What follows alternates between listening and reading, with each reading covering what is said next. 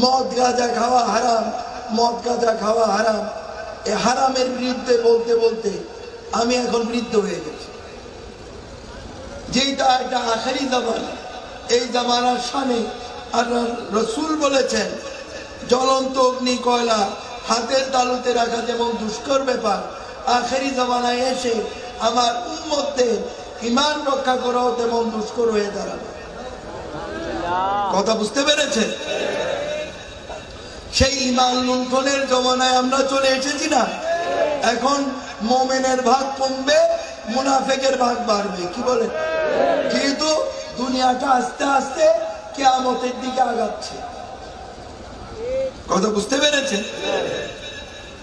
তাহলে লক্ষ্য করে দেখেন, এই জমানায় মদ গাঁজা খাওয়া হারাম বলতে বলতে এখন অনেক বৈজ্ঞানিক মেডিসিন তৈরি করেছে না? আরে বাবা, আপনারা ওষুধ খান না? খান তো? এগুলোর ইংরেজিতে মেডিসিন বলে নাকি? কি বলে? অসুখ হলে ডাক্তারের কাছে যান না? পরীক্ষা নিরীক্ষা করে ওষুধ দেয় না? ওষুধ খান না? সেই ওষুধের উসিলায় আল্লাহ শাফা দান করে না নাকি করে না? করে তো। এইটা বলতে এত কৃপণতা থাকেন। তো লক্ষ্য করে দেখেন তো, ভালো ওষুধও বের করেছে। আবার অসাধু সায়েন্টিস্ট, অনেক অসাধু সায়েন্টিস্ট ট্যাবলেট আকারে, পাউডার আকারে, লিকুইড ফর্মে নেশা জাতীয় দ্রব্য তৈরি করেছে। এই যে পাউডার জাতীয় দ্রব্য, এটার নাম কি? আরে জোরে বলেন না।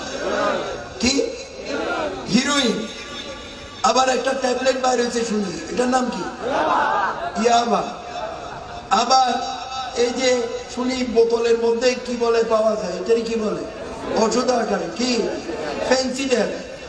আচ্ছা ঠিক আছে, ইয়াবা হোক, হিরোইন হোক, ফেন্সিডেল হোক, মদ হোক, গাঁজা হোক, এর বাইরেও যদি কোনো নেশা জাতীয় দ্রব্য আল্লাহর দুনিয়ায় থেকে থাকে, যত রকমের নেশা জাতীয় দ্রব্য আছে, আমরা যারা মুসলমান ইসলাম ধর্মের অনুসারী, আমাদের জন্য এটা বিলকুল হারাম।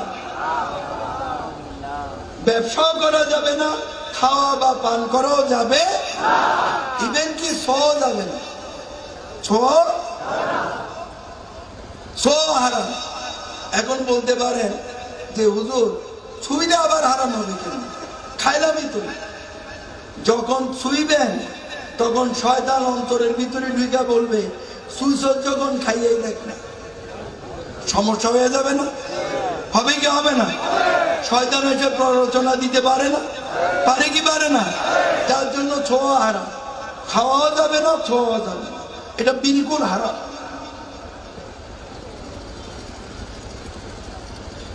এই নেশা জাতীয় ব্যবসা করা, খাওয়া বা পান করা কার কাজ? উচ্চস্বরে বলেন, কার কাজ? শয়তানের কাজ।